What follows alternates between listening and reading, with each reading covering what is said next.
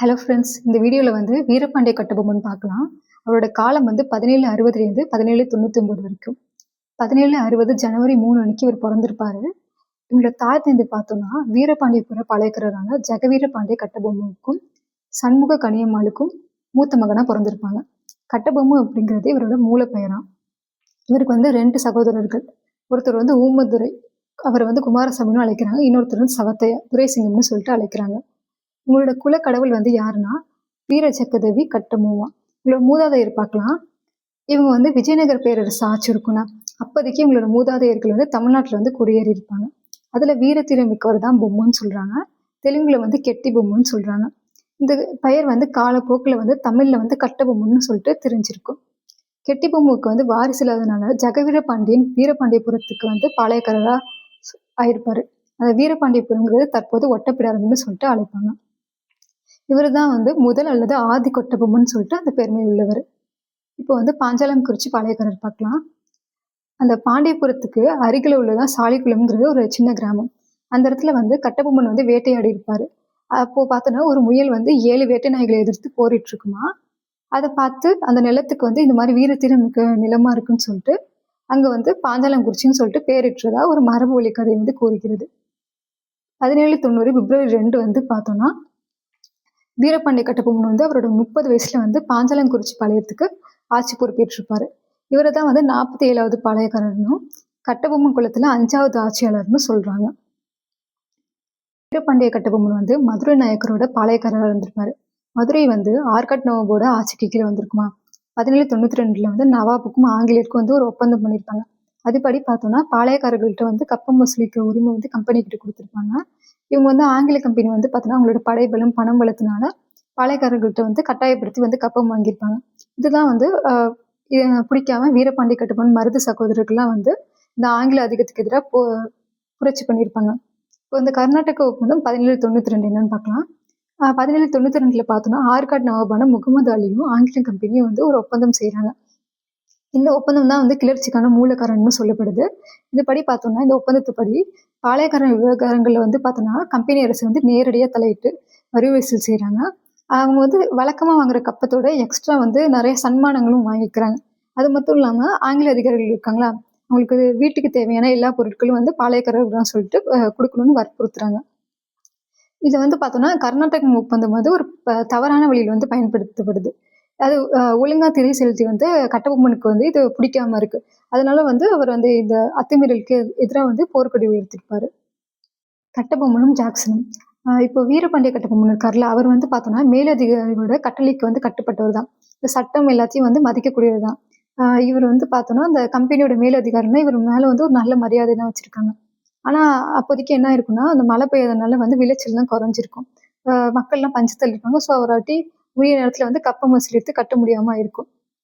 அப்போதைக்கு ராமநாதபுரம் மாவட்ட கலெக்டரா இருந்த கொலின் ஜாக்சன் இருக்கார்ல, அவர் அந்த நிலைமையெல்லாம் அவருக்கு தெரியாம இந்த மாதிரி இவர் வந்து கப்பம் கட்டலன்னு சொல்லிட்டு ஒரு படைய அனுப்பி இவரை தண்டிக்கலான்னு முடிவு பண்ணியிருப்பார். இதை அறிந்த அந்த கம்பெனி வந்து இல்லை, நீங்க வந்து அவரை கூப்பிட்டு ராமநாதபுரத்துல கூப்பிட்டு பேசுங்க அவர்கிட்ட, நீங்க எந்த ஒரு படையும் அனுப்பாதீங்கன்னு சொல்லிட்டு சொல்லியிருப்பாங்க. அதேபடி பார்த்தோன்னா கம்பெனியோட கட்டளைப்படி ஜாக்சன் இருக்கார்ல, 1798 ஆகஸ்ட் 18 வந்து இவருக்கு கட்டபொம்மனுக்கு வந்து ஒரு இது கடிதம் அனுப்பியிருப்பார். 2 வாரங்கள்ல வந்து என்னை வந்து ராமநாதபுரத்துல வந்து சந்திச்சிருங்க அப்படின்னு சொல்லிட்டு. இவரை வந்து அனுப்பிட்டு இவர் திருநெல்வேலிக்கு வந்து கிளம்பி போயிருப்பாரு. உடனே வந்து வீரபாண்டியன் கட்டபொம்மன் இருக்காருல்ல, அவர் வந்து சந்திப்பதற்காக ஃபர்ஸ்ட் குற்றாலம் போயிருப்பாரு ஆகஸ்ட் 27 அப்போ. அடுத்ததா பார்த்தோம்னா அந்த இடத்துல அவர் வந்து பார்க்க மறுத்திருப்பாரு. என்னை வந்து ராமநாதபுரத்துல தான் பார்க்கணும்னு சொல்லிட்டு கலெக்டர் ஜாக்சன் வந்து சொல்லியிருப்பாரு. இருந்தாலும் இவர் வந்து பின்தொடர்ந்து போயிட்டு சொக்கம்பட்டி, சிவகிரி, சாத்தூர், ஸ்ரீவில்லிபுத்தூர், பேரையூர், கமுதி இந்த இடத்துக்குலாம் வந்து பின்தொடர்ந்து செஞ்சிருப்பாரு. ஆனால் ஜாக்சன் வந்து என்னை வந்து ஆகஸ்ட் 31 ராமநாதபுரத்துல வந்து பாருங்கன்னு சொல்லிட்டு அவரை வந்து பார்த்துருக்க மாட்டாரு. அது மாதிரி பார்த்தோம்னா அந்த குறிப்பிட்ட நாளன்று இவர் கட்டபொம்மன் இருக்கார்ல, அவரை பார்க்கறதுக்கு வந்து ராமநாதபுரம் சேதுபதியோட அரண்மனை இருக்குல்ல, ராமலிங்க விலாசம் அந்த இடத்துல போய் பார்ப்பாரு. கட்டபொம்மன் கூட வந்து அவரோட அமைச்சர் வந்து சிவசுப்பிரமணியம் பிள்ளை இருப்பார்ல, அவருமே போயிருப்பாரு.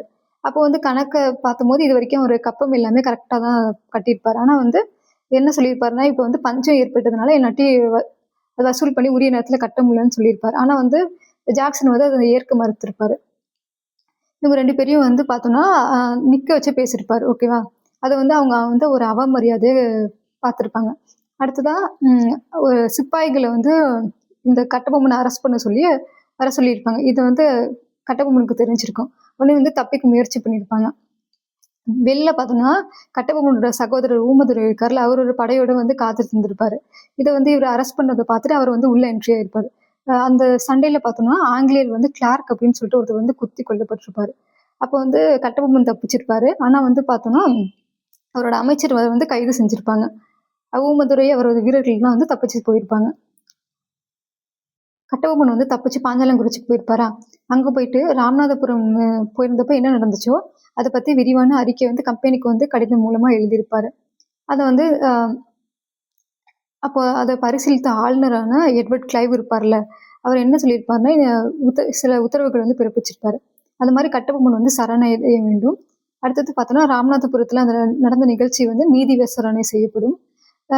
அந்த கலெக்டர் இருப்பார்ல ஜாக்சன், அவர் வந்து பணி நீக்கம் செய்யப்படுவார் அந்த மாதிரி சொல்லியிருப்பாங்க. அடுத்தது அமைச்சர் சிவசுப்பிரமணியம் நாங்கள் விடுவிச்சிருவோம்னு சொல்லியிருப்பாரு. ராமநாதபுரத்தில் நடந்திருக்குல்ல, அதை பற்றி விசாரிக்கிறதுக்கு ஒரு கமிஷன் போட்டிருப்பாங்க. அதில் யார் யாரெல்லாம் இருப்பாங்கன்னா, William Brown, William Ohm, John Casimir இவங்களாம் இருந்திருப்பாங்க. அந்த கமிஷன் விசாரணை கமிஷன் வந்து ஒரு அறிக்கையை சமைத்திருப்பாங்க. அதில் வந்து பார்த்தோன்னா, பாளையக்காரர் வீரபாண்டிய கட்டபொம்மன் வந்து அவர் வந்து கீழ்ப்பணியை மறுத்திருப்பாரு.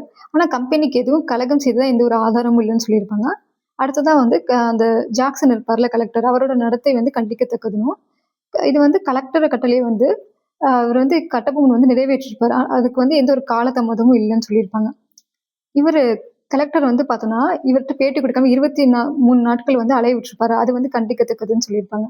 அதே மாதிரி கலவரத்தில் வந்து அந்த உயிரிழந்திருப்பார்ல அந்த கிளார்க், அவரோட குடும்பத்துக்கு அந்த நிதி உதவியை வந்து வீரபாண்டிய கட்டபொம்மன் தான் வந்து கொடுக்கணும்னு சொல்லியிருப்பாங்க. இதில் வந்து கட்டபொம்மனை வந்து நிரபராதின்னு சொல்லிட்டு தீர்ப்பளித்திருப்பாங்க. அதே மாதிரி அந்த ஜாக்சன் கலெக்டர் இருப்பார்ல, அவரை வந்து பணி நீக்கம் பண்ணிட்டு எஸ்ஆர் லூஷிங்டனை வந்து புதிய கலெக்டராக வந்து நியமிச்சிருப்பாங்க. கம்பெனி விரோத நடவடிக்கைகள் பார்க்கலாம். கட்டபொம்மன் வந்து பார்த்தோன்னா, ஆங்கில கம்பெனி வந்து இவருக்கு சாதகமாக தீர்ப்பளித்தாலும் அவராட்டி அவருக்கு நடந்த அவமானத்தை வந்து மறக்க முடியல. இவங்க வந்து கம்பெனி ஒழுங்காக இருந்தாலும் அந்த அதிகாரிகள் மேலே இவருக்கு நம்பிக்கை இல்லாமல் போயிடுச்சு. உடனே அவர் வந்து பார்த்தோன்னா, ஆங்கில அதிகாரத்துலேருந்து விடுபட வேண்டிய முடிவெற்றிருப்பாரு. சிவகங்கையிலேருந்து மருத்துப்பாண்டியன் இருப்பார்ல, அவர் ஒரு கூட்டணி உருவாக்கியிருப்பாரு ஆங்கிலேயருக்கு எதிராக. அதில் போயிட்டு ஜாயின் பண்ண போயிருப்பாரு. 1799 ஜூன் 1ஆம் தேதி பார்த்தோன்னா, சிவகங்கைக்கு வந்து இவரோட வீரர்களோட புறப்பட்டு போயிருப்பாரு. போயிட்டு ஜூன் 5ஆம் தேதி அவங்களை சந்தித்து பேசிட்டு, அவங்க மருத்துப்பாண்டியர்கள் அனுப்பிய வீரர்களோட திரும்பி பாஞ்சாலங்குறிச்சிக்கு வந்து திரும்பி வந்திருப்பாரு. கம்பெனி வந்து இவர் நடவடிக்கைகள்லாம் வந்து கூர்ந்து கவனிச்சுட்டு வந்திருப்பாங்க. அடுத்ததாக பார்த்தோன்னா, சிவகிரி படையெடுப்பு. பிரிட்டிஷ் படை வந்து மைசூர் போரில் வந்து அவங்க அந்த இடத்துல கவனம் செலுத்திட்டு இருப்பாங்க. அதை வந்து சாதகமாக எடுத்துக்கிட்டு இவரோட செல்வாக்கு வந்து அதிகரிச்சுட்டு இருந்திருப்பாரு. பாஞ்சாலங்குறிச்சி கோட்டை வந்து பார்த்தோன்னா சமவெளியில் இருந்திருக்கும். அதனால வந்து எதிரி வந்து ஈஸியாக தாக்கிட முடியும்னு சொல்லிட்டு சிவகிரியை வந்து இவர் கைப்பற்றணும்னு நினச்சிருப்பாரு. ஆனால் சிவகிரி பாளையக்காரர் வந்து பார்த்தோன்னா ஆங்கிலேயர ஆதரவாளராக இருந்திருப்பாரு. ஆனால் அவரோட மகனும் மருமகனும் பார்த்தோன்னா கம்பெனிக்கு எதிரானவர்களாக இருந்திருப்பாங்க. எனவே வீரபாண்டிய கட்டபொம்மன் இருக்கார்ல, அவங்களோட துணையோட தலைவாய் குமாரசாமி நாயக்கர் இருக்கார்ல, அவங்களோட தலைமையில் வந்து ஒரு படையை வந்து சிவகிரிக்கு வந்து அனுப்பியிருப்பாங்க. இவரோட அந்த சிவகிரி படையெடுப்பு வந்து ஆங்கிலேயருக்கு வந்து ஒரு சவாலாக கருது. ஏன்னா வந்து அவங்களுக்கு கீழே உள்ள பாளையக்காரர் வந்து இவர் வந்து இது பண்ணி தாக்கணும்னு நினச்சிருப்பாரு. அதனால ஒரு சவாலாக ஏற்று வந்திருப்பாங்க. பாஞ்சாலங்குறிச்சி போர் 1799 இது வரைக்கும் சாதகமாக இருந்திருக்கும் வீரபாண்டிய கட்டபொம்மனுக்கு. ஆனால் 4ஆம் மைசூர் போருக்கு அப்புறம் வந்து அவருக்கு வந்து பாதகமாக மாறி இருக்குன்னு சொல்லுவாங்க. இவர் கவர்னர் ஜெனரல் வந்து வெள்ளஸ்லி பிரபு இருப்பார்ல, அவர் வந்து என்னன்னா கட்டபொம்மன் அழிக்கிறதுக்கு சந்தர்ப்பத்தை வந்து பார்த்துட்டு இருந்திருப்பாரு. ஏன்னா வந்து இவர் போயிட்டு அவங்களோட எதிரி கூட்டணி கூட சேர்றாருல. 1799 மார்ச் 16 வந்து கட்டபொம்மன்ட்ட இந்த மாதிரி கூட்டு சேரக்கூடாதுன்னு வந்து ஒரு அறிக்கை விட்டுருப்பாரு. ஆனால் அவர் கேட்டிருக்க மாட்டாரு. திருச்சி, தஞ்சை, மதுரையிலேருந்து படையெல்லாம் வந்து திருநெல்வேலிக்கு வந்து அனுப்பியிருப்பாரு மே மாதம். அடுத்ததாக பார்த்தோம்னா ஆங்கிலேயர் கூட திருவிதாங்கூர் மன்னர் வந்து சேர்ந்திருப்பாரு. வெள்ளஸ்லி பிரபு வந்து என்ன கருதியிருப்பாருன்னா, பாளையக்காரன் முறையை ஒழித்தாதான் வந்து அவங்களோட கிளர்ச்சியை நம்மளை வந்து முறியடிக்கலாம்னு சொல்லிட்டு அவர் முடிவு பண்ணியிருப்பாரு. இவர் வந்து பார்த்தோன்னா வெள்ளஸ்லி பிரபு வந்து பேனர்மேன் இருக்கார்ல, அவர் தலைமையில் வந்து ஒரு படையை வந்து அனுப்பியிருப்பாரு கட்டபொம்மனை வந்து தாக்குறதுக்காக. இவர் போயிட்டு பேனர்மேன் வந்து ராமநாதபுரம் வழியாட்டி திருநெல்வேலிக்கு போவார். செப்டம்பர் 1ஆம் தேதி 1799 வந்து கட்டபொம்மனுக்கு ஒரு இறுதி எச்சரிக்கை கொடுத்துருப்பாரு. அதாவது செப்டம்பர் 4ஆம் தேதிக்குள்ள வந்து பாளையங்கோட்டையில வந்து பாருங்க அப்படின்னு சொல்லிட்டு. இவர் வந்து அதுக்குள்ள சந்திக்க முடியாதுன்னு சொல்லிட்டு கட்டபொம்மனும் சொல்லியிருப்பாரு. இவர் பேனர்மேன் இருக்கார்ல, அவர் வந்து ராமலிங்க முதலியாரை வந்து கோட்டைக்குள்ள அனுப்பி அங்க எப்படி இருக்கு அப்படின்னு சொல்லிட்டு பார்த்துட்டு, இந்த மாதிரி கட்டபொம்மன் வந்து சரணடைய சொல்லிட்டு வாங்கன்னு சொல்லியிருப்பாரு. அப்பயும் கட்டபொம்மன் வந்து கேட்டிருக்க மாட்டாரு. இந்த ராமலிங்க முதலியார் வந்து கோட்டைக்குள்ள உள்ள அந்த இதெல்லாம் ரகசியத்தெல்லாம் வந்து இவர்கிட்ட சொல்லியிருப்பார் பேனர்மேன்ட்டு. அதை அறிஞ்சுக்கிட்டு இவங்க போயிட்டு தெற்கு நுழைவு வாயில வந்து பீரங்கிகள் கொண்டு வந்து தகர்க்கிறாங்க. அது மாதிரி பார்த்தோம்னா எட்டயபுரம் திருவிதாங்கூர் படைகள் இருக்காங்களா, அவங்க வந்து மேற்கு வாயில வந்து தாக்குறாங்க. இவங்க வந்து ஆங்கில படைகள் வந்து உள்ளே நுழையிறாங்க. அப்போ வந்து ஊமதுரையோட வீரர்களை வந்து தாக்குறாங்க. அந்த தாக்குதலில் பார்த்தோம்னா தளபதி காலின்ஸ் வந்து கொல்லப்பட்டிருப்பாரு. பேனர்மேன் நினைச்சபடியே வந்து கட்டபொம்மனை வந்து அவ்வளோ எளிதாக வந்து தாக்க முடியல. கூடுதல் படையை வந்து பாளையங்கோட்டையிலேருந்து வரவழைக்கிறாங்க. கிளர்ச்சியாளர்கள் வந்து பார்த்தோம்னா அந்த கோட்டையை விட்டு வெளியேறி காடல்குடியை நோக்கி போறாங்க. சிவசுப்பிரமணியம் பிள்ளை இருப்பார்ல, அவரோட அமைச்சர், அவர் வந்து கைது பண்ணிடுறாங்க. கட்டபொம்மன் வந்து பார்த்தோன்னா காடல்குடியிலிருந்து தப்பிச்சு போயிருப்பாரு. அவர் வந்து பார்த்தோன்னா புதுக்கோட்டை மன்னன் விஜய ரகுநாத தொண்டைமான் வந்து களப்பூர் காட்டிலேருந்து பிடிச்சி இவர்கிட்ட பேனர்மேன் கிட்ட வந்து ஒப்படைச்சிருவாங்க. கட்டபொம்மனோட வீரர்கள்லாம் வந்து சிவகங்கை விளையாட்டு தப்பிச்சு போறாங்க. திண்டுக்கல்ல போயிட்டு மருத்து பாண்டியரையும் கோபால் நாயக்கரும் சந்திச்சு அவங்களோட இதுல வந்து ஜாயின் பண்ணியிருப்பாங்க. கைது செய்யப்பட்ட எல்லாரையும் வந்து பார்த்தோன்னா ஆங்கிலேய ஆதரவு பாளையக்காரர்களே கொண்டு மன்றத்து முன் போய் எல்லாரையும் வந்து நிறுத்தியிருப்பாங்க. அந்த மன்றத்துல வந்து எட்டயபுர சிவகிரி பாளையர்கள்லாம் இருந்திருப்பாங்க. விசாரணைக்கு அப்புறம் வந்து கிளர்ச்சி தலைவர்களுக்குலாம் வந்து மரண தண்டனை வந்து கொடுக்குறாங்க. செப்டம்பர் 17 பார்த்தோன்னா நாகலாபுரத்துல சேர்ந்த சுந்தரபாண்டியன் அவரை வந்து பார்த்தோன்னா கோபாலபுரத்துல வந்து தூக்கில போடுறாங்க. அதே மாதிரி பார்த்தோன்னா மிச்சர் சிவசுப்பிரமணியம் பிள்ளை இருக்கார்ல, அவர் வந்து நாகலாபுரத்துல வந்து தூக்கில போடுறாங்க. 2 பேரையும் எப்போனா செப்டம்பர் 17 கட்டபொம்மனை வந்து எப்போனா அக்டோபர் 16 அப்போ வந்து பார்த்தோன்னா கயத்தாறுல வந்து தூக்கில போடுறாங்க. மேஜர் பேனர்மேன் இவரை பத்தி என்ன சொல்லியிருப்பாருன்னா, இறுதி மூச்சு உள்ளவரை கட்டபொம்மன் வந்து தளராத மன உறுதியுடன் இருமாப்புடன் செருக்குடன் காணப்பட்டாருன்னு சொல்லிட்டு சொல்லியிருப்பாரு. அதே மாதிரி பார்த்தோம்னா ராஜன் வந்து வீரபாண்டியன் வந்து தன் வாழ்நாள் இறுதி நாட்களில் ஒரு மாவீரனுக்குரிய இருமாப்புடன் எதிர்கொண்டார் அப்படின்னு சொல்லிட்டு இவருமே அவரோட வீர செயல்களை பத்தி சொல்லியிருப்பாரு. தேங்க்யூ.